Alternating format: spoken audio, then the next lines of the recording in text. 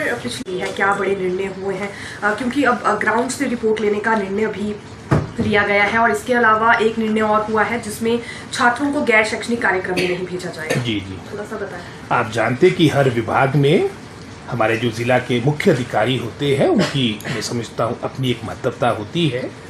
और हमारे विभाग में डिप्टी डायरेक्टर्स का ये कार्य रहता है और काफ़ी वर्षों से यानी 2020 के बाद कोई भी आपके निमित्त हमारे डिप्टी डायरेक्टर, चाहे वो हायर एजुकेशन की बात हो, चाहे वो मैं समझता हूँ एलिमेंट्री एजुकेशन की बात हो,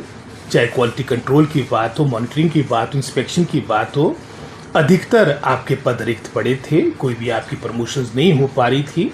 और पिछले वर्ष यानी 2024 के अंत में हमने ये डीपीसी करवाकर ये आपके लगभग 41 में से जो लगभग आपके मैं समझता हूँ 39 पद आपके रिक्त थे, अधिकतर 4 को छोड़कर आपके सभी आपकी प्रमोशंस हो चुकी है, पदोन्नति हो चुकी है और उनमें से भी लगभग ज़्यादातर लोगों ने ज्वाइनिंग कर दी है। तो हमने यही उनको फर्दर निर्देश दिए, उनकी महत्वता, क्योंकि ज़िला स्तर पे एक तरह से चाहे वो हमारे डायरेक्टरेट की बात हो, प्रदेश सरकार की बात हो, जो भी हमारे नीति कार्यक्रम पॉलिसी प्रोग्राम्स है हमारे विभाग के, उसकी इम्प्लीमेंटेशन के लिए एक प्रमुख जिम्मेदारी आपकी डिप्टी डायरेक्टर्स की बात होगी। और आप जानते कि गत 2 वर्षों में बहुत से ऐसे शिक्षा विभाग में रिफॉर्म सुधार किए गए हैं जिसके माध्यम से जो क्वालिटी एजुकेशन जिसमें कहीं ना कहीं कुछ कमी देखने को मिल रही है वो मैं समझता हूँ धरातल पे उसके अच्छे परिणाम आए। हालांकि आप जानते कि कई हमारे को कठोर फैसले भी करने पड़े, लेकिन उसके पीछे उद्देश्य एक ही था कि किस तरह से जो हिमाचल प्रदेश अपने शिक्षा के क्षेत्र में एक अलग स्थान रखता था, लेकिन जैसे मैंने पहले कहा कुछ वर्षों से आपकी गुणात्मक शिक्षा में कहीं ना कहीं जो गिरावट आई है, कमी आई है, उसमें सुधार हो। और उसी सोच के साथ चाहे मर्जर ऑफ स्कूल्स की बात थी, वो हमारी सरकार ने वो कार्य प्रारंभ किया। और आप जानते हैं कि उदाहरण के तौर पे अगर हम कंसोलिडेशन की बात करें, स्ट्रेंथनिंग ऑफ एजुकेशन डिपार्टमेंट की बात करें, मात्र हिमाचल प्रदेश में नहीं पूरे भारतवर्ष में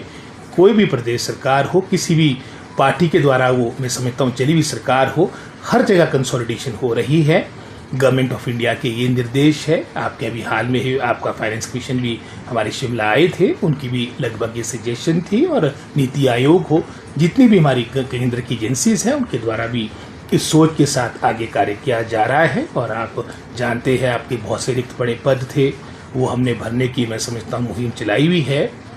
और हाल में ही लगभग हमारे जो 700 लेक्चरर्स आपके हायर एजुकेशन में उनको भरने का भी मैं समझता हूँ काफ़ी जो हमारे फार फ्लंग एरियाज़ है उनको प्राथमिकता मिल रही है। और हमने अपने विभाग में जो प्रमुख एक पैरामीटर रखा है वो मैं समझता हूँ इनरोलमेंट का रखा है। जिन स्कूलों को ज़्यादा जहाँ पर इनरोलमेंट होगी, ज़्यादा विद्यार्थी होंगे, स्टूडेंट्स होंगे प्रथम चरण में, क्योंकि आप जानते हैं कि सीमित साधन रहते हैं, सीमित मैन पावर है, पहली प्राथमिकता हमारी मैं समझता हूँ उन स्कूलों के लिए होगी, उन कॉलेजेस के लिए होगी जहाँ पर ज़्यादा मैं समझता हूँ संख्या है, हमारी स्टूडेंट्स की संख्या। और इसी क्रम में अभी हाल में हमारी जो पीजीटी की अपॉइंटमेंट्स हुई उसका भी हमने यही एक मानक रखा है, ज़्यादा स्ट्रेंथ होगी। और आने वाले समय में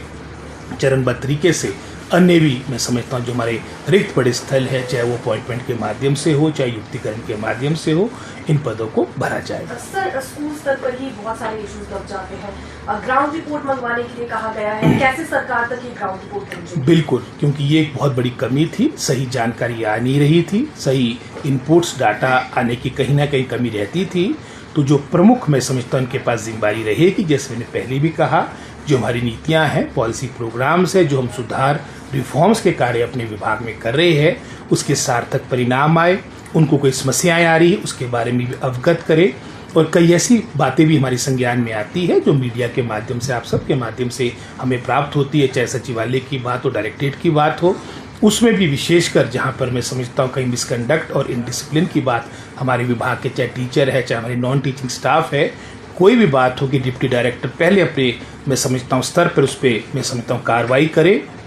और ये ना हो कि हमारे आदेशों का इंतजार को करना पड़ा। पीछे देखा मैंने कहीं आपके कोई मैं समझता हूँ कोई नशे में पड़ा है, कहीं पर मिसबिहेवियर की बात आती है, तो निश्चित रूप से हमने उनको हर तरह से आगाह किया है। और आने वाले समय में आप देखेंगे कि इसके पॉजिटिव परिणाम आएंगे। सर आउटसोर्स भर्तियों पर स्टे लग गया है, अब कैसे एनकेडी भर्ती हो पाएगी? प्राथमिक शिक्षक भी रोष व्यक्त कर रहे हैं, अतिरिक्त कार्यभार है उन पर। नहीं, आप जानते हैं कि अब कोर्ट मैटर है, इसमें भी हमारी सीमा है कि हम एक सीमा से आगे नहीं बोल पाएंगे, लेकिन हमें आशा है, क्योंकि 8 तारीख को ये मैटर लगा है। ऑनरेबल हाई कोर्ट भी सारी बातों को समझेगा और ये आउटसोर्स मात्र हिमाचल प्रदेश में नहीं, पूरी गवर्नमेंट ऑफ इंडिया किसी प्रदेश सरकार की तरफ जाएंगे, वहाँ पर अधिकतर जो अब मैं समझता हूँ नियुक्तियाँ हो रही उसमें बहुत बड़ी संख्या आपकी आउटसोर्स के माध्यम से होती है। और वैसे भी अगर मैं समझता हूँ अगर आप रेशियो देखेंगे, सर्वाधिक जो सरकारी क्षेत्र में एज पर पॉपुलेशन जो हमारे मैं समझता हूँ एम्प्लॉयज़ लगे वो हिमाचल प्रदेश में लगे, तो आउटसोर्स भी एक माध्यम है और इसको आउटराइट रिजेक्ट करना भी गलत है। जो उसमें कमियां हैं उसको दुरुस्त करना पड़ेगा and we should wait for it, जब उसका फर्दर उसका जो मैं समझता हूँ उसमें आदेश आते हैं, जजमेंट आते हैं। सर, जो गेस्ट टीचर पॉलिसी है जो अप्रूवल हुई थी उसकी भर्तियां कब से शुरू हो जाएंगी? हालांकि इस पर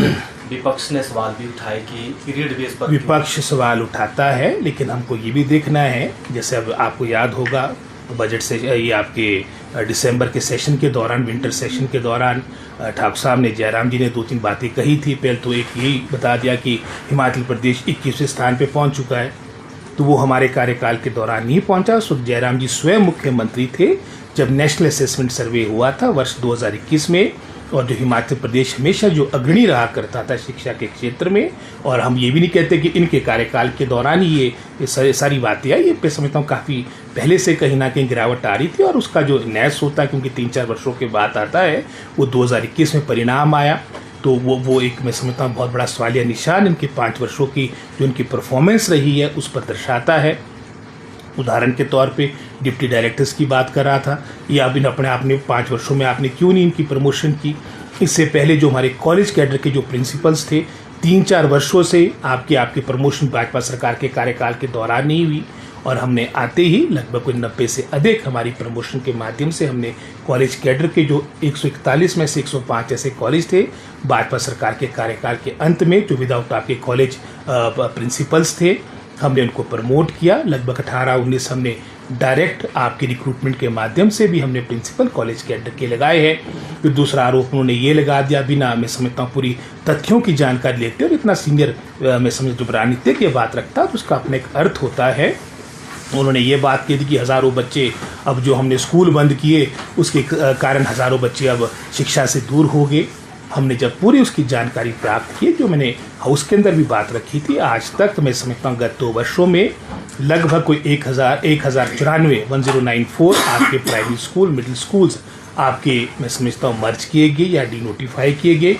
और इसमें से 1094 में से लगभग 675 स्कूल ऐसे थे जहाँ पर ज़ीरो इनरोलमेंट थी। तो ये क्या गलत किया जो हमने ज़ीरो इनरोलमेंट वाले, जहाँ पर आपके मैं समझता हूँ सैकड़ों की संख्या में टीचर हमारे को जो मिले हैं, तो वो उन स्कूलों में भेजे गए जहाँ पर आपके मैं समझता हूँ जो विदाउट टीचर स्कूल थे, जिसकी संख्या भाजपा सरकार के कार्यकाल के दौरान 2022 के अंत में 350 के आसपास थी। हमारे प्रयासों के द्वारा युक्तिकरण के माध्यम से, डायरेक्ट रिक्रूटमेंट के माध्यम से ये संख्या अब 350 से 125 पे रह चुकी है।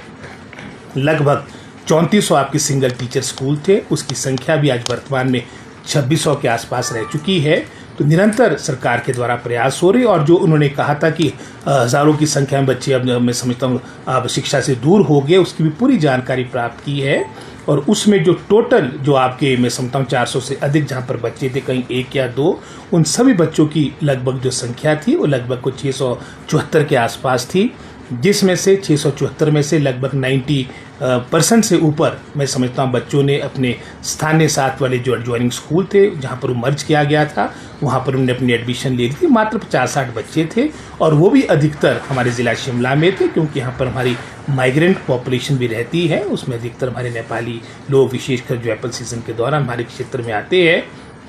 तो हमारे ज़िले में ये भी एक कारण हो सकता है। तो लगभग मैं समझता हूँ अधिकतर बच्चों ने जो हमारे डीनोटिफाई स्कूल हुए थे या जो मर्ज स्कूल हुए हैं, उन्होंने अपने एडजॉइनिंग स्कूल में एडमिशन ले लिए, क्योंकि हमने नोटिफिकेशन के साथ ये भी सुनिश्चित किया था कि हमारे डिप्टी डायरेक्टर्स, हमारे ब्लॉक एजुकेशन ऑफिसर ये भी इंश्योर करेंगे, सुनिश्चित करेंगे कि इन बच्चों की एडमिशन हो।